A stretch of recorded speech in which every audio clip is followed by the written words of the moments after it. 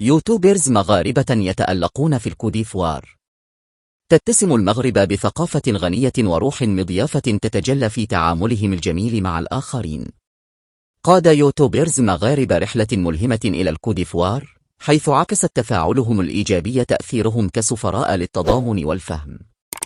في محاولة لنقل القيم والثقافة المغربية، استعرضوا جمال التقاليد المغربية، مشاركين بفعالية في تجارب محلية، وتفاعلوا بروح منفتحة مع سكان الكوديفوار.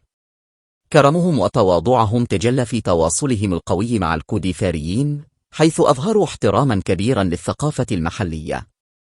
تأثر الشعب الكوديفاري بروح الفريق المغربي، حيث عبروا عن إعجابهم وامتنانهم تجاه ضيوفهم.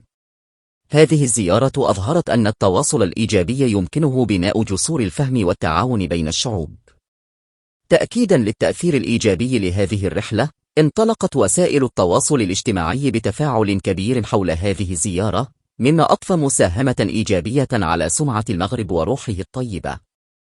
تظهر هذه القصة كيف يمكن لليوتيوبرز المغارب أن يكونوا سفراء للخير والتفاهم عبر الحدود، ويثبتون أن التواصل الإيجابي يمكن أن يبني جسورا من الفهم والتعاون في عالم يحتاج إلى المزيد من التضامن والروح الطيبة. في هذا السياق، تعتبر جهود يوتيوبرز المغارب محفزا قويا للتواصل الإيجابي وتعزيز التفاهم بين الثقافات. الفيديوهات والمحتوى الذي أنتج خلال هذه الرحلة يبرزان كيف يمكن للفن ووسائل التواصل الاجتماعي أن تلعب دورا حيويا في بناء جسور التواصل الثقافي. تعكس تلك الرحلة جمالية التفاعل الحميم والتواصل الإيجابي، محفزة بذلك فهما أعمق للثقافات المختلفة. إن قدرة الفنانين ورواد السوشيال ميديا على نقل القيم وتشجيع التعاون بين الثقافات تعكس أهمية التواصل الإيجابي كأداة للتغيير الاجتماعي. في الختام، تكمن جمالية هذه القصة في قدرة الأفراد على أن يكونوا وسطاء للتواصل الإيجابي وبناء جسور الفهم بين مختلف المجتمعات. يظهر يوتيوبرز المغارب كنموذج لكيف يمكن للفن ووسائل التواصل الاجتماعي أن تساهم في ترسيخ روح التضامن والتعاون في عالم يحتاج إلى المزيد من التفاهم والروح الطيبة. تأثير يوتيوبرز المغارب يتجاوز حدود الفرد ليصل إلى مستوى الشعوب. الثناء الذي تلقوه من الكوديفاريين يعكس القدرة الحقيقية للتواصل الثقافي الإيجابي على ترسيخ روح التضامن والتعاون. وفي هذا السياق، يشكل التواصل الإيجابي عبر وسائل التواصل الاجتماعي منصة قوية لنقل القيم والفهم المتبادل. يظهر يوتيوبرز المغارب كيف يمكن للفن والثقافة أن تكون جسورا لفهم أعمق وتعزيز التواصل الإيجابي في عصر يحتاج إلى توحيد وتقارب أكثر من أي وقت مضى. هذه القصة تعكس بوضوح أهمية التواصل الثقافي في تحقيق التواصل الإيجابي والتعاون بين مختلف الثقافات. يظهر يوتيوبرز المغارب كيف يمكن للفن والثقافة أن تكون جسورا لفهم أعمق وتعزيز التواصل الإيجابي في عالم يحتاج إلى توحيد وتقارب أكثر من أي وقت مضى. في النهاية، تظهر هذه القصة كيف يمكن ليوتيوبرز المغارب أن يلعبوا دورا رئيسيا في تعزيز التواصل الإيجابي وفهم الثقافات المتنوعة.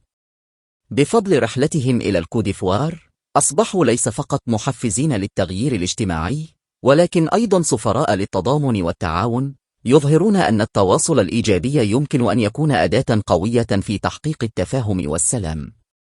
تأكيدا للتأثير الإيجابي لرحلة يوتيوبرز المغارب، يظهر انطلاق وسائل التواصل الاجتماعي بتفاعل كبير حول هذه الزيارة.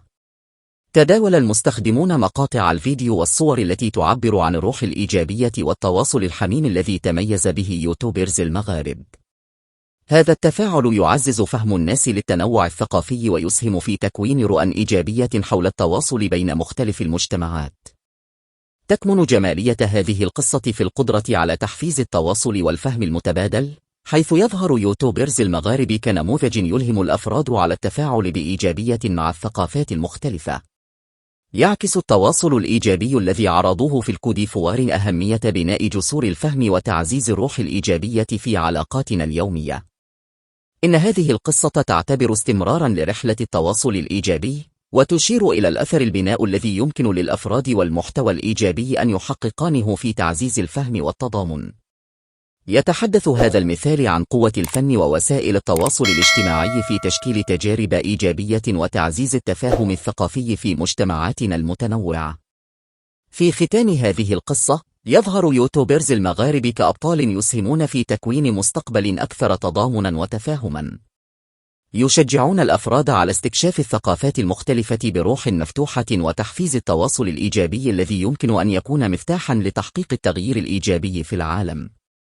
في إكمال هذه القصة، يظهر يوتيوبرز المغاربة كملهمين يساهمون في تحقيق التواصل الثقافي الإيجابي.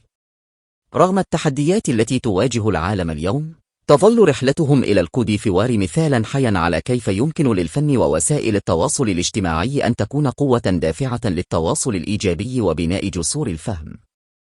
يشير نجاح هذه الرحلة إلى أن التواصل الإيجابي لا يقتصر على اللحظات الفردية، بل يمتد ليؤثر في الحياة اليومية للأفراد والمجتمعات.